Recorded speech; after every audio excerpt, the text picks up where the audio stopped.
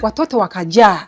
Hii mbuzi huyu yukoje, hana mapembe? Amepewa yuko mzima, ila amefika huku haieleweki ni wa namna gani. Hii mbuzi sijui anakojolea wapi. Katika zawadi ya kumpatia kama malipo, akampatia mbuzi yule. Kwenye dume unampeleka, kwenye jike unampeleka. Amka, amka, amka. Amka nasi. Kipindi chetu leo kinaanzia mkoani Geita, ambapo tunasimuliwa kuwa Bi Catherine Kachwere, mkazi wa mtaa wa Nyantorotoro B, halmashauri ya manispaa ya Geita, amemtelekeza mbuzi wake kwa balozi wa eneo hilo kutokana na kile alichokieleza kuwa ni utata wa jinsia ya mbuzi huyo. Huyu hapa Mrisho Sadik anatusimulia zaidi. Nilichompokea mbuzi ni huyo, ana jinsia mbili.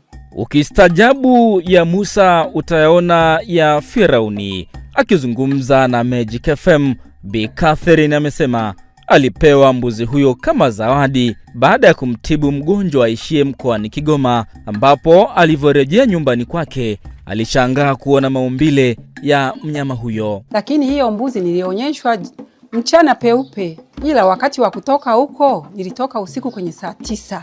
Saa 9 mbuzi wakaibeba wenyewe kwenye baiskeli.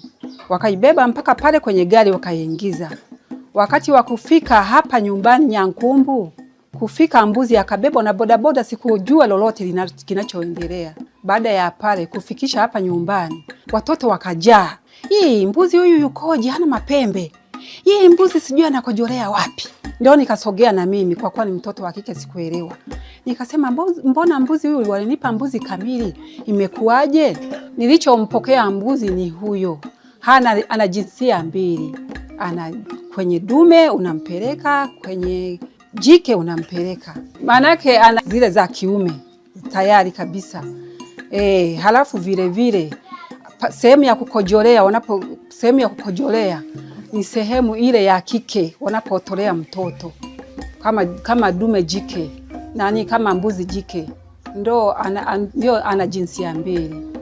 Nikatafuta ushauri kwa watu, wakasema muache tu. Eti kuna mbuzi zingine zinaitwa shoga. Wapo waliokuwa nasema kuna mbuzi zingine zinaitwa shoga. Liache tu, wakati mwingine yanazaliaga wapi? Nilijaribu kumpigia ile simu ya kule Kigoma, haikupatikana. Ikabidi nimpigie yule binti. Binti akasemaje, hebu ngoja niwapigie.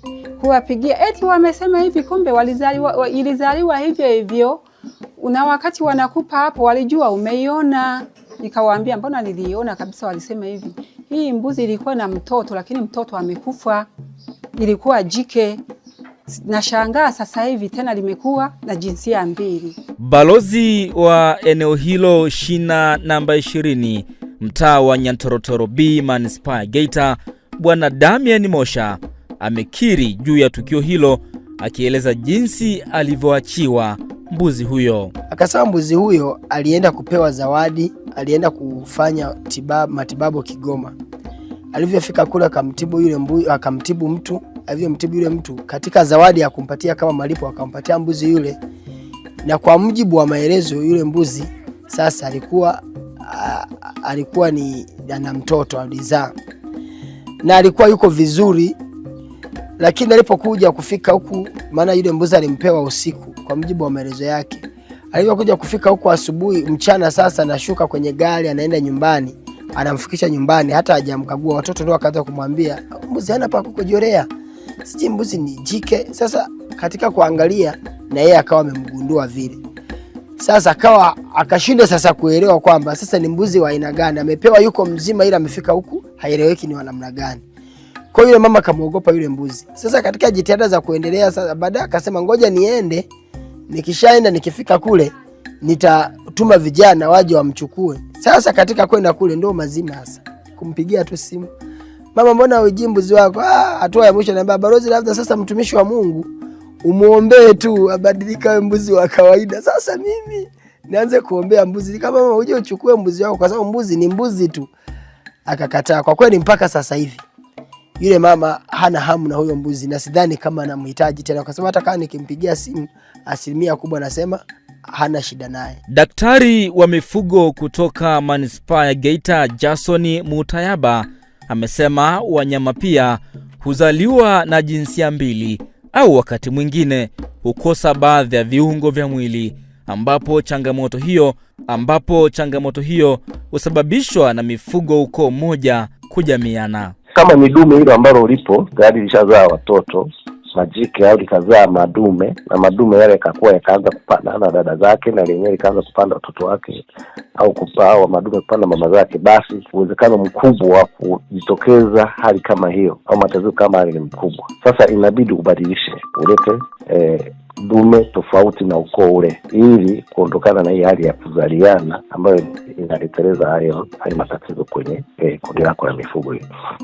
Na sio kwenye mbuzi tu, hata kwenye ng'ombe yanajitokeza, kwenye nguruwe hizi mara nyingi sana, kwenye mbuzi tatizo ni mara nyingi sana, na ni kwa sababu ya kuzaliana, inbreeding, yani wao kwa wao. Kuzaliwa akiwa na shida ya sehemu za kutolea mkojo au kinyesi kutokuwepo, alipo kwenye wanyama vile, sio kwa binadamu, tunataka wanyama. Tunaita kwa kitaalamu congenital anomalies.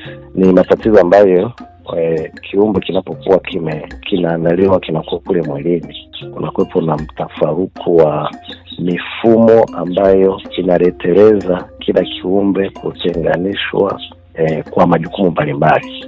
Kutoka Geita, mimi ni Mrisho Sadik. Niamkapo asubuhi, siku nyingine yapendeza. Nenda East and West, Magic the best. Radio hii Magic FM. Nasikiliza mchana, mahali pekee pa maisha yangu. Jioni usiku, sikose hata siku kusikiliza Magic FM. Magic FM 2026. Mtaa umeamka, tunasikika.